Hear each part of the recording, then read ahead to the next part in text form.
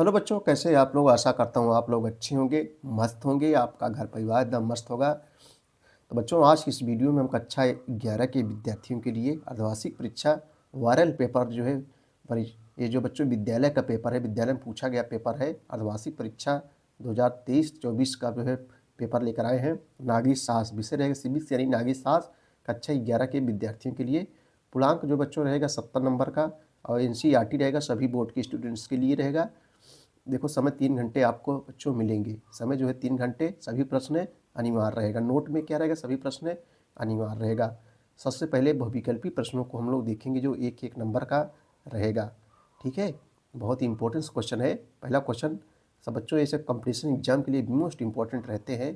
राज्यसभा में किस राज्य की सर्वाधिक सीटें हैं? तो राज्यसभा यानी बच्चों जिसको उच्च सदन के नाम से जाना जाता है। देखो, संसद क्या होता है? हमारे देश के सबसे बड़ा नियम कानून बनाने वाली संस्था है संसद।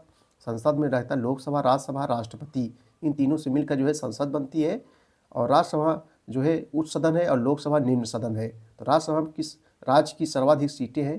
तो बच्चों उत्तर प्रदेश, क्योंकि जनसंख्या यहाँ सबसे ज़्यादा है। यहाँ से 31 सीटें आपको राज्यसभा में मिलती है। राज्यसभा में किस राज्य की सर्वाधिक सीटें हैं? तो उत्तर प्रदेश की सर्वाधिक सीटें हैं। उसके बाद महाराष्ट्र का स्थान है।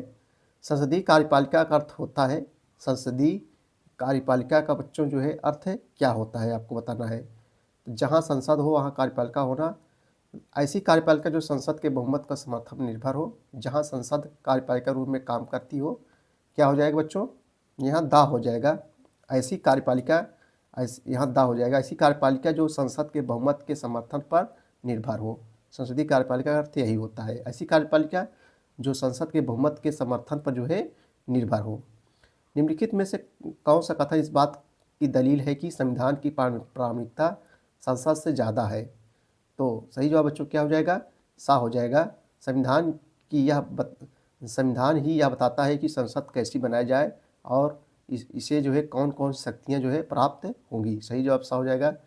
निम्नलिखित में से कौन सा मौलिक अधिकारों का सबसे सटीक वर्णन करता है? किसी व्यक्ति के पास समस्त अधिकार, कानून द्वारा नागरिकों को प्रदत्त समस्त अधिकार, संविधान द्वारा प्रदत्त अधिकार, संविधान द्वारा प्रदत्त अधिकार जिन पर कभी प्रतिबंध नहीं लगाया जा सकता है। सही जवाब क्या हो जाएगा बच्चों? आपको इसको जो है कमेंट्स बॉक्स में बताना है। भारत के संविधान का संरक्षक कौन है?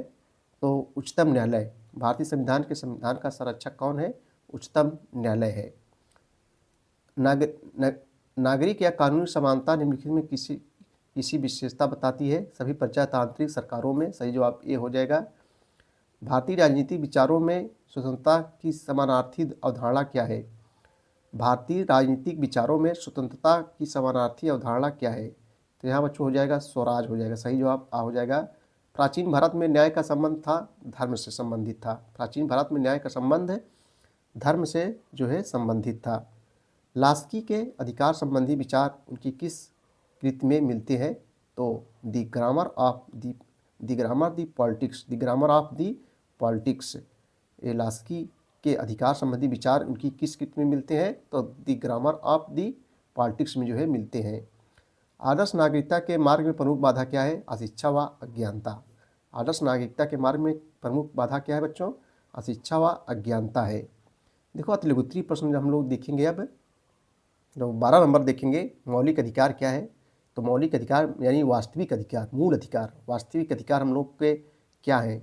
मौलिक अधिकारों जो है कितने बच्चों? पहले 7 थे, अब 6 मौलिक अधिकार। स्वतंत्रता का अधिकार, स्वतंत्रता का अधिकार, संपत्ति के अधिकार को समाप्त कर, वाक एवं अभिव्यक्ति का अधिकार।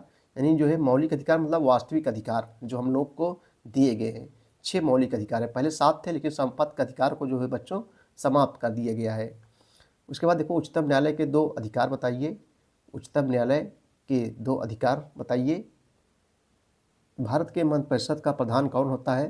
तो बच्चों जो है प्रधानमंत्री जो होता है। भारत के मंत्रिपरिषद का प्रधान कौन होता है? प्रधानमंत्री। संसद के 2 कार्य लिखिए। तो नियम, संसद काम क्या है बच्चों? मुख्य रूप से नियम कानून बनाना। संसद का मुख्य रूप से काम क्या है? नियम कानून बनाना। कानून किस प्रकार स्वतंत्रता का रक्षक है? स्वतंत्रता और समानता एक दूसरे के पूरक है। एक तर्क दीजिए। जॉन राल्स ने कौन सा सिद्धांत प्रस्तुत किया था? जॉन राल्स ने कौन सिद्धांत प्रस्तुत किया था? तो न्याय के विषय में उदारवादी सिद्धांत प्रस्तुत किया था। न्याय के विषय में उदारवादी सिद्धांत प्रस्तुत किया था। 2 मूल अधिकारों के नाम बताइए। तो बच्चों एक हो गया स्वतंत्रता का अधिकार एवं वाक एवं अभिव्यक्त का अधिकार। ये सब बहुत सरल है, बहुत कठिन नहीं है, आप अपने मन से लिख सकते हैं। आदर्श नागरिक के 2 गुण बताइए। उसके बाद लघुत्तरीय प्रश्न रहेगा बच्चों 5-5 नंबर के। आप जानते हैं न्यायिक सक्रियता से न्यायपालिका और कार्यपालिका में विरोध पनप सकता है। राष्ट्रपति के लिए किताबों में स्त्रीलिंग और पुल्लिंग दोनों का प्रयोग किया जाता है। क्या कभी कोई महिला भी राष्ट्रपति हुई? लोकसभा कार्यपालिका को राज्यसभा की तुलना में क्यों कारगर ढंग से नियंत्रण में रख सकते हैं? संक्षेप में उन नए अधिकारों की चर्चा कीजिए जो हमारे देश में सामने रखे जा रहे हैं। उदाहरण के लिए आदिवासियों के अपने रहवास और जीने के तरीकों को संरक्षित रखने तथा बच्चों में के मधुआ मजदूरी खिलाफ अधिकार जैसे नए अधिकारों लिया जा सकता है। नागरिकों की स्वतंत्रता को बनाए रखने में राज्य की क्या भूमिका है? क्या विशेष जागरूकता सिद्धांत कभी साथ समान बर्ताव के सिद्धांत के विरुद्ध है? लघुत्तरीय 2 प्रकार का प्रश्न रहेगा, 6 अंकों का रहेगा। भारतीय संविधान जनता के आशा और आकांक्षाओं के केंद्र है, स्पष्ट कीजिए। लोकसभा की संरचना पर संक्षेप में प्रकाश डालिए। समाजवाद क्या है? लोहिया की सप्त क्रांतियाँ क्या थी? हर व्यक्ति को उसका जो है प्राय देने का मतलब है, हर किसी को उसका प्राय देने का मतलब समय के साथ कैसे बदलता है। उसके बाद विस्तृत प्रश्न जो रहेगा जो है 8-8 नंबरों को जो है यहाँ से मिलेंगे बच्चों।